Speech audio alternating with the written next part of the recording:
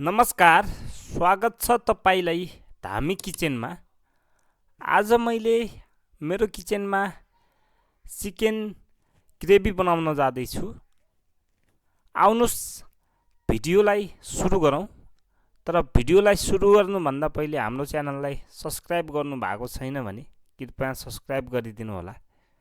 सुरुमा मैले एउटा ग्लासको भाँडामा 500 ग्राम चिकनलाई सफा गरेर राखिदिएँ। अब ग्रेभीको लागि मैले मसला तयार पार्छु। मैले सुरुमा बेसार लिए, त्यसपछि दालचिनी, ल्वाङ, तिमुर, जिरा, धनिया, लसुन, खुर्सानी। अब यसलाई मैले सिलौटोमा तयार पार्छु यो मसलाहरूलाई सबै। सुरुमा मैले बेसारलाई पिस्छु, त्यसपछि मैले अदुवा र लसुनलाई पिस्छु।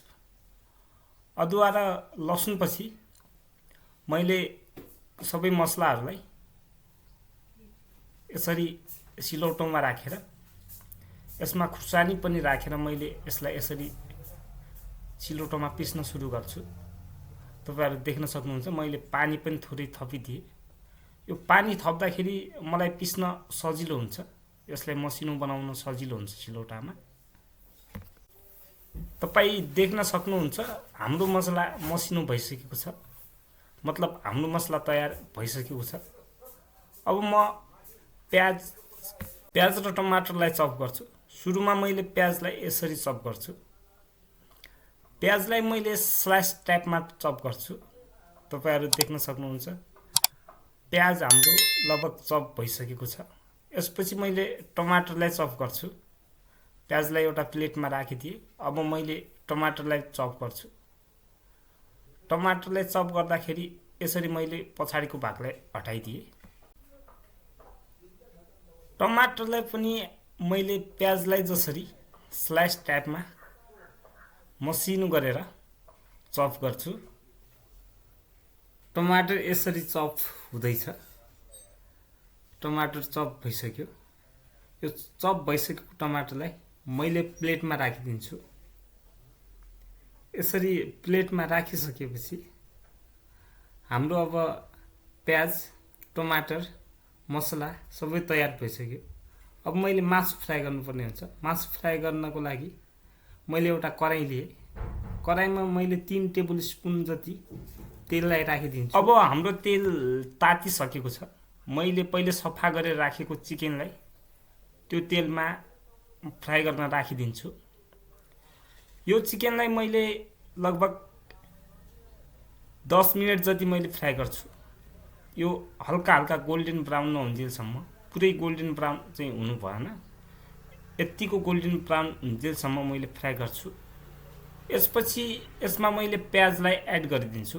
पहिले हामीले काटेर राखेको प्याजलाई मैले एड गरिदिन्छु।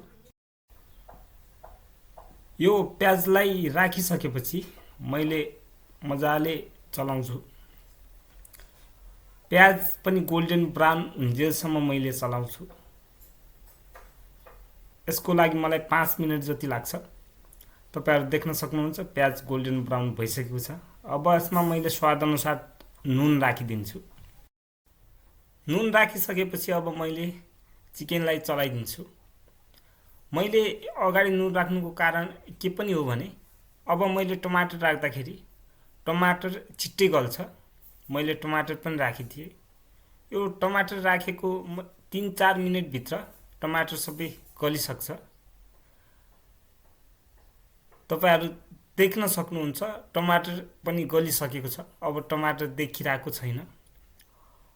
अब यसमा मैले मसलाहरू एड गरिदिन्छु। पहिले बनाएको सिलौटामा बनाएको मसलाहरू छ, त्यो सबै मैले एड गरेर मजाले मसलाहरू मिसाइदिन्छु चिकनमा। चिकनमा मसला राखिसकेपछि हामीले यो मसलालाई 4 देखि 5 मिनेटसम्म यतिकै फ्राई गर्छौं लो मिडियममा। तपाईहरु देख्न सक्नुहुन्छ मसला फ्राई भइसकेको छ।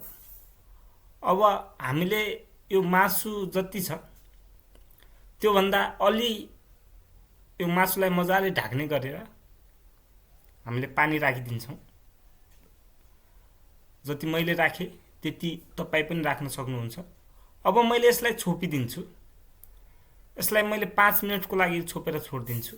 5 मिनटपछि तपाईहरु देख्न सक्नुहुन्छ हाम्रो चिकन ग्रेभी पाकेर तयार भइसकेको छ। अब मैले यसमा हरियो धनियालाई एड गरिदिन्छु। हरियो धनियालाई एड गरेर मजाले चलाइदिन्छु। धनिया सबैतिर परिसकेको छ। अब मैले एउटा प्लेटमा यो ग्रेभीलाई यसरी सर्भ गरिदिन्छु। तपाईहरु देख्न सक्नुहुन्छ कलर राम्रो आइसकेको छ। पाक्न मजाले पाकिसकेको छ। प्लेटमा राखिसकेपछि हाम्रो चिकन ग्रेभी यस्तो देखिन्छ।